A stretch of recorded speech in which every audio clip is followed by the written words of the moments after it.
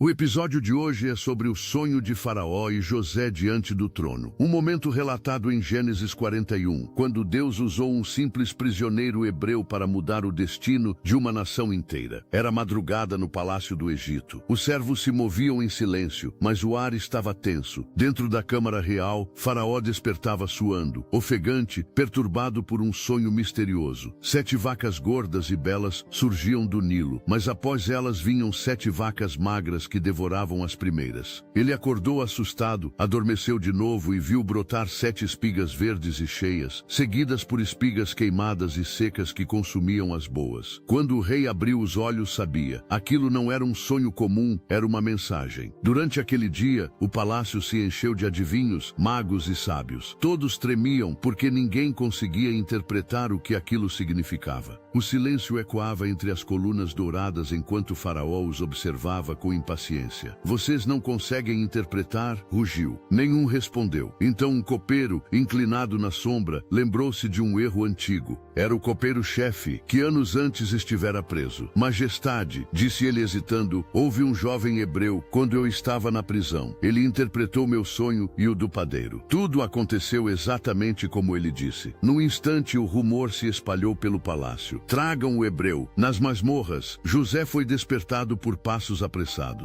Ele não sabia o motivo, apenas sentiu no coração que aquele era o momento há tanto prometido por Deus. Lava-te e veste-te bem, ordenaram os guardas. José, que passou anos esquecido, ergueu os olhos ao céu e murmurou uma oração curta. Senhor, tua vontade há de cumprir-se hoje. Ao se olhar num espelho de bronze, viu um homem diferente daquele jovem sonhador de Canaã. A escravidão e a prisão o haviam lapidado com paciência e fé. Quando José entrou na sala do trono, o contraste era avassalador. O brilho do ouro refletia nos olhos de um homem que vinha do pó. Faraó fixou-o e perguntou: ouvi dizer que podes interpretar sonhos. José não se exaltou. Calmamente respondeu: não eu, mas Deus dará a Faraó uma resposta de paz. O rei então descreveu cada cena, cada detalhe de seus pesadelos. O silêncio era profundo e apenas o ronco distante do Nilo podia ser ouvido. José fechou os olhos e escutou em espírito a voz de Deus. Os 2 sonhos são um só, começou ele, com humildade e segurança. As 7 vacas gordas e as 7 espigas boas representam 7 anos de fartura em toda a terra do Egito. As 7 vacas magras e as espigas queimadas por vento leste simbolizam 7 anos de fome que virão depois. Deus avisou Faraó com antecedência para que prepare o país. Faraó inclinou-se, surpreso com a clareza da resposta. José continuou: escolha, pois, um homem prudente e sábio e o coloque sobre a terra para ajuntar 1/5 dos produtos nos anos de abundância. Assim o Egito não perecerá quando a fome chegar. Os olhos do rei se iluminaram. Fitou seus conselheiros, que estavam mudos. Haverá outro como este homem, em quem está o Espírito de Deus. E então, em um gesto inesperado, levantou a voz: José, tu serás o governador sobre toda a minha casa. Apenas o trono eu te sobrepujarei. O jovem hebreu ouviu e se curvou. Aquele que havia sido esquecido numa cela mudou. Em uma manhã, de prisioneiro a príncipe. Mandaram vestir-lhe roupas finas de linho e colocar um anel de selo em seu dedo. As multidões o saudaram nas ruas enquanto a carruagem real cruzava o Egito. Ajoelhem-se diante de Zafenate-Paneia, o novo nome que lhe deram. Mas José sabia, não era mérito próprio, era graça. Os anos passaram, tudo ocorreu conforme o sonho. 7 anos de colheitas fartas, seguidos por seca cruel. Sob a direção de José, o Egito se tornou refúgio para povos famintos. Caravanas vinham de todos os cantos comprar alimento. E entre elas, um grupo de homens encurvados de Canaã. Eram seus irmãos, os mesmos que o haviam vendido como escravo. Ao vê-los, José conteve as lágrimas. Deus havia transformado sua dor em providência. Mais tarde lhes diria: não foram vocês que me enviaram para cá, mas Deus. Essa compreensão desabalou o orgulho e curou feridas antigas. Em uma das noites de fome, quando o celeiro do Egito era a esperança da terra, José caminhou sozinho entre os grãos armazenados e recordou os longos anos de silêncio. Recordou as vezes em que duvidou, quando os sonhos pareciam distantes demais e as correntes pesavam no tornozelo. Sorriu, porque aprendeu que o tempo de Deus nunca se atrasa. Ele amadurece o coração antes de cumprir a promessa. O mesmo José que fora humilhado era agora canal de bênção para nações inteiras. A história de José fala de paciência e confiança em meio ao esquecimento. Muitos de nós sentimos a solidão da espera, como se o propósito tivesse sido enterrado junto aos nossos sonhos. Mas Deus não desperdiça nenhuma lágrima. A prisão pode ser o local do preparo, o silêncio, a sala de aula da fé. Quando entregamos nossos momentos de dor e decidimos permanecer fiéis, Ele ainda trabalha, mesmo que nossos olhos não enxerguem. Hoje, talvez você se veja preso em circunstâncias injustas, ou tenha sido esquecido por quem prometeu lembrar. Talvez tenha enfrentado desilusões que o fizeram duvidar se ainda há um futuro. Lembre-se de José. Deus estava tanto com ele no fundo do poço quanto no palácio. E quando chegou o tempo certo,